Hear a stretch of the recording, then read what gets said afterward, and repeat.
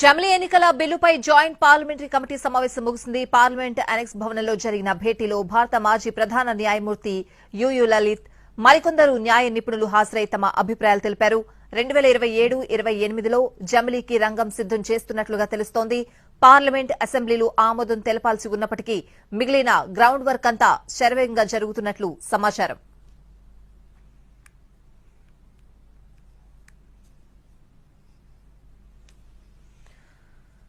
జమిలీ ఎన్నికల బిల్లుపై జాయింట్ పార్లమెంటరీ కమిటీ సమావేశం ముగిసింది. పూర్తి అప్డేట్స్ అడిగి తెలుసుకుందాం. మా ప్రతినిధి రాజు లైవ్ లో సిద్దంగా ఉన్నారు. రాజు,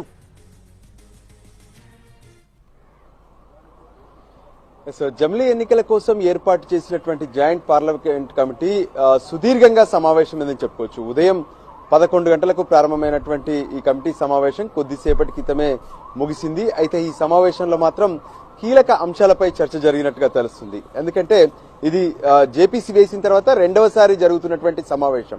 ఈ సమావేశంలో ఈరోజు భారత చీఫ్ జస్టిస్ గా పనిచేసినటువంటి యుజి లలిత్ హాజరయ్యి జమిలీ ఎన్నికలకు సంబంధించి తన అభిప్రాయం చెప్పడమే కాకుండా న్యాయపరంగా కావచ్చు, రాజ్యాంగ పరంగా ఈ విషయంలో ఎటువంటి నిర్ణయాలు తీసుకోవాల్సి ఉంటుంది అనే దాని మీద కూడా ప్రధానంగా చర్చ జరిగినట్టుగా తెలుస్తుంది. వాస్తవానికి దేశంలో ప్రతి 3 నెలలకోసారి 6 నెలలకోసారి ఏదో ఒక ఎన్నికలు జరుగుతూనే ఉన్నాయి. ఒకవైపు దేశవ్యాప్తంగా కూడా అంటే పార్లమెంట్ ఎన్నికలు ఏకకాలంలో జరిగినప్పటికీ కూడా అసెంబ్లీ ఎన్నికలు సైతం ప్రతి ఏటా ఏదో ఒక రాష్ట్రంలో జరుగుతూనే ఉన్నాయి.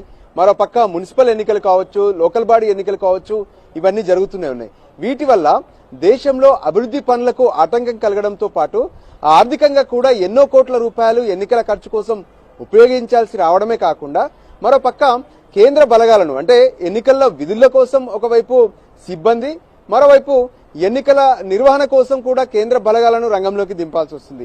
ఇదంతా కూడా వృధా ప్రయాసగా మారుతుంది. ఇవన్నీ కాకుండా ఒకేసారి దేశంలో జమిలీ ఎన్నికలు నిర్వహించడం వల్ల ఎన్నో రకాలుగా మేలు జరుగుతుందనేటువంటి అభిప్రాయం కేంద్ర ప్రభుత్వం తీసుకుంది. దానికి అనుగుణంగానే మొదట మాజీ రాష్ట్రపతి రామ్నాథ్ కోవింద్ నేతృత్వంలో ప్రత్యేకంగా ఒక కమిటీ వేశారు.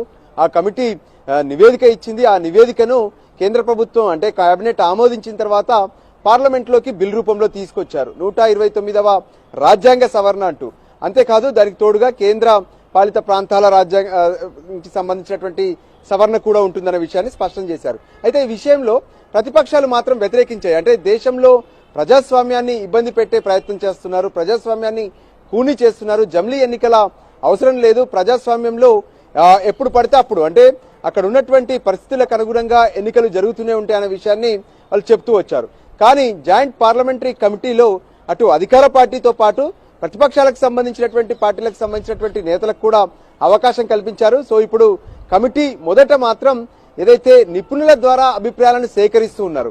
ఇంకా కమిటీలో చర్చ మొదలు కాలేదు. మొదటి సమావేశంలో కేంద్ర న్యాయశాఖకు సంబంధించినటువంటి అధికారులు ఇంతకీ ఈ బిల్లు ఏంటి, ఈ బిల్లులో ఎటువంటి నిర్ణయాలు జరగాల్సి ఉంటుందనే విషయాన్ని చెప్పారు. ఇక ఈ రోజు మాజీ చీఫ్ జస్టిస్ ఆఫ్ ఇండియా ఆయన తన అభిప్రాయాలను చెప్పారు.